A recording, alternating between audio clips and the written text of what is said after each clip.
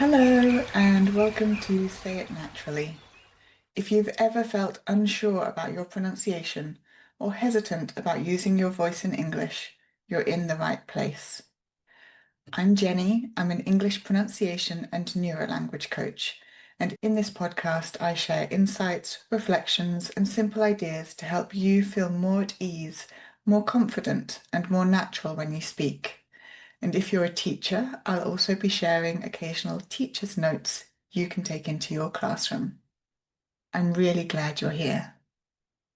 When learners first come to me asking about pronunciation, there's often this belief that we are just going to be talking about sounds, individual sounds, trying to get these vowel sounds and consonant sounds so they sound perfect every time. However, I'd like to challenge this a little bit because even with imperfect sounds, we can be understood. In fact, each accent varies slightly in the way that the vowels are said, in the way some consonants are said, and we still understand each other on the whole. The thing that has more impact on whether we're understood or not is how speech flows, not just how the sounds are produced. This means the stress, the rhythm, and the intonation of our speech. These three things really strongly impact our clarity and how well other people understand what we're saying. Stress is when certain words or syllables are stronger and clearer. We usually use this for the keywords. The rhythm of the language. So this is where some words are stressed, some words are unstressed, and also pauses to allow people to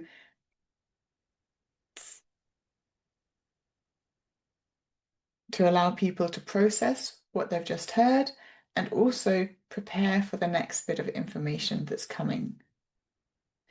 And intonation is the melody of the language, the rise and the fall of our voice. These three features often matter a lot more than perfect sounds for being understood when we're speaking.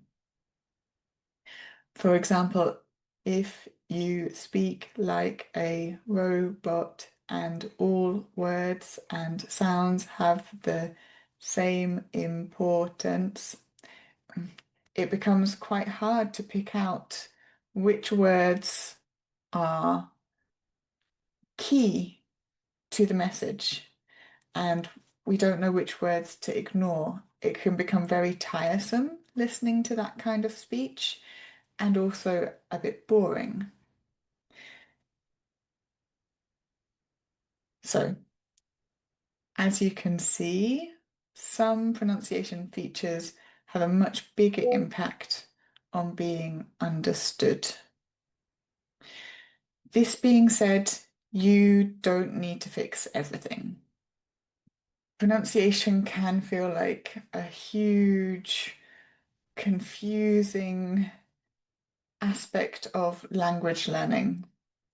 However, not everything has an equal impact, and you can choose what to focus on. Your language learning journey is just that. It's yours. I would recommend listening to other people speak. Notice which bits you understand, which bits you don't, and perhaps try and figure out why that is.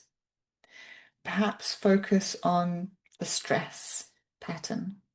Which words are coming through most clearly? And why is that?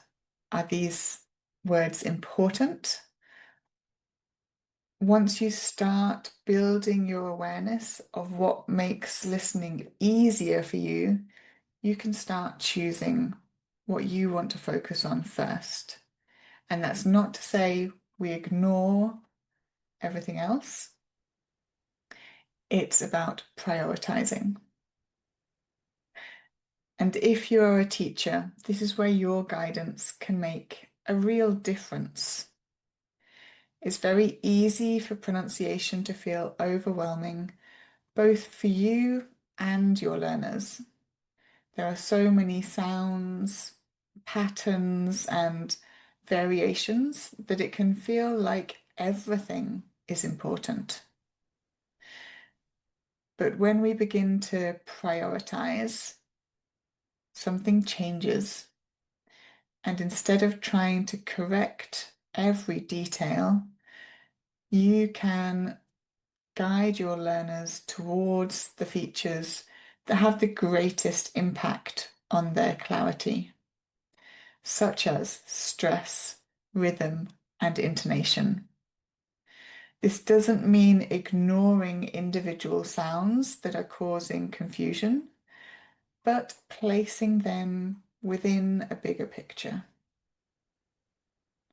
You can also help learners develop awareness rather than aiming for perfection, which, as I've said before, doesn't exist.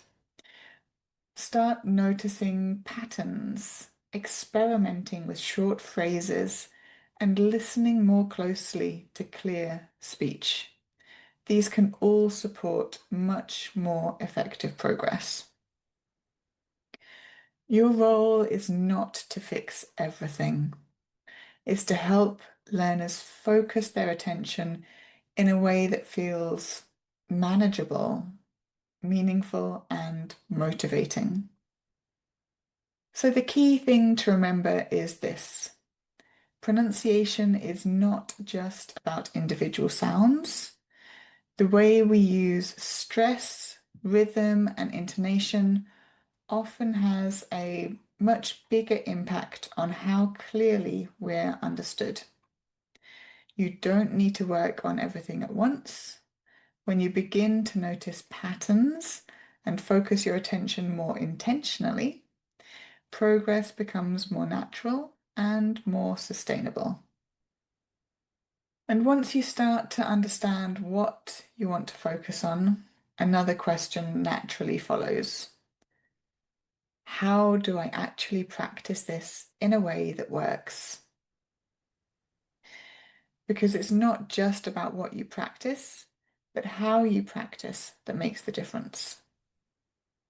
In the next episode, we'll explore some simple, brain-friendly ways to work on your pronunciation, so you can build new patterns more effectively without feeling overwhelmed. Thank you for listening today. I hope something in this episode gave you a little more ease or a new way of thinking about your voice. And if you'd like more support with your own pronunciation or confidence, you can find me at excellenceinenglisheducation.com. I work with learners and teachers who want to feel more comfortable and natural in their spoken English. There'll be a new episode of Say It Naturally next week, and I'd love for you to join me again. Until then, take care of yourself and your voice.